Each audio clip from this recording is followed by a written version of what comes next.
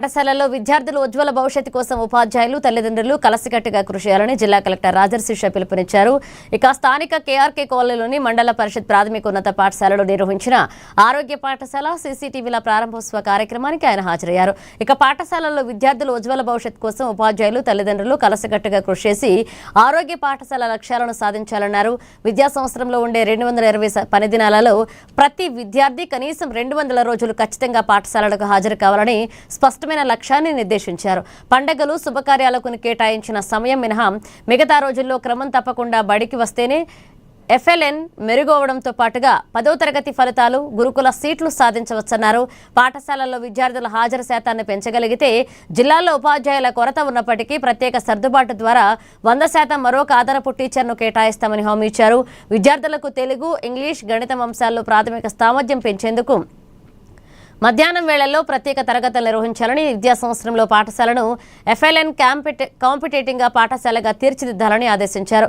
ఇక వీటితో పాటు ప్రతిరోజు నిర్వహించే ఆరోగ్య పాఠశాల కార్యక్రమాలను పక్కాగా అమలు చేస్తూ విద్యార్థులకు వ్యక్తిగత పరిశుభ్రత అలవర్చుకోవాలన్నారు.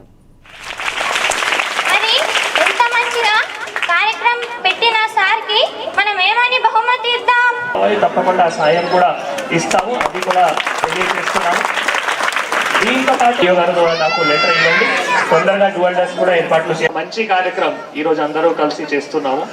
సో మీ అందరూ మంచి భవిష్యత్ కోసం ముఖ్యంగా మీ టీచర్స్ కానీ మీ HM గారు చాలా కష్టపడుతున్నారు. ఇందాక మీ స్కూల్ పర్ఫార్మెన్స్ కూడా చూసుకుంటూ ఎన్రోల్మెంట్లో కానీ కూడా 394 మంది పిల్లలు కూడా ఉన్నారు. ఈ సంవత్సరం కూడా చాలా మంది పిల్లలు కూడా జాయిన్ అయ్యారు. దీంతో పాటు మళ్ళీ గురుకులంలో కూడా చాలా మంది పిల్లలకి సీట్స్ కూడా రావడం జరిగింది. ప్రీ ప్రైమరీ పిల్లలు కూడా చాలా మంది ఉన్నారు. సో ఇవన్నీ కూడా ఒక స్కూల్లో జరిగినటువంటి మంచి పని. దానికోసం మళ్ళీ ఈరోజు ఇక్కడ రావడం జరిగింది. తర్వాత మళ్ళీ డోనర్స్ మనం మౌనీష్ గారు, తర్వాత శ్రీకాంత్ గారు వారు కూడా మళ్ళీ CCTV కెమెరా కూడా మళ్ళీ ఇవ్వడం జరిగింది. సో వారందరికీ కూడా ముఖ్యంగా మీ HM గారు, తర్వాత మీ టీచర్స్ అందరికీ కూడా ధన్యవాదాలు. ఆరోగ్య పాఠశాల ఘనంగానే జరుపుకుంటున్నారు, కానీ ఇంకా కూడా మనం ఏవైతే ఆబ్జెక్టివ్స్ ఉన్నాయో అవి తప్పకుండా పాటించుకోవాలి. సో నేను HM గారికి తర్వాత టీచర్స్కి కూడా కోరుతున్నాము, డైలీ మనం ఏవైతే యాక్టివిటీస్ చెప్తున్నామో అది ఎక్కడైనా డేవియేషన్ లేకుండా దయచేసి జరుపుకోవాలి. ఈసారి కొత్తగా మళ్ళీ మనం ఇంగ్లీష్ స్పోకెన్ కోసం కూడా ఎక్కువగా ఫోకస్ చేయడం జరుగుతుంది. ఈ రోజు కూడా పర్సనాలిటీ డెవలప్మెంట్లో అన్ని ఎవరైతే మళ్ళీ ఎమినెంట్ పర్సనాలిటీస్ ఉన్నారో వారి జీవిత చరిత్రం గురించి పిల్లలకి ఇంగ్లీష్లో చెప్పి మళ్ళీ పిల్లలు కూడా మళ్ళీ వాటికి మొత్తం word by word, sentence by sentence మళ్ళీ ఇంగ్లీష్లో మెమరైజ్ చేసుకోవడం, ఇంగ్లీష్లో ఒరేటరీ స్కిల్స్ డెవలప్ చేసుకోవడం, అది ఒక చాలా కీలకమైన అంశం ఉంది. దానిపైన ఫోకస్ చేయండి.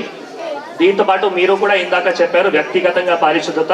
ఎందుకంటే చాలా మంది ఇక్కడ ఎవరైతే వస్తున్నారు మళ్ళీ వాళ్ళ పేరెంట్స్ కానీ అక్కడ మీరే చెప్తున్నారు డైలీ వేజ్ లేబర్ కానీ లేదు, అట్లా ఇల్లులో కూడా బాగా పరిస్థితి ఉండొచ్చు.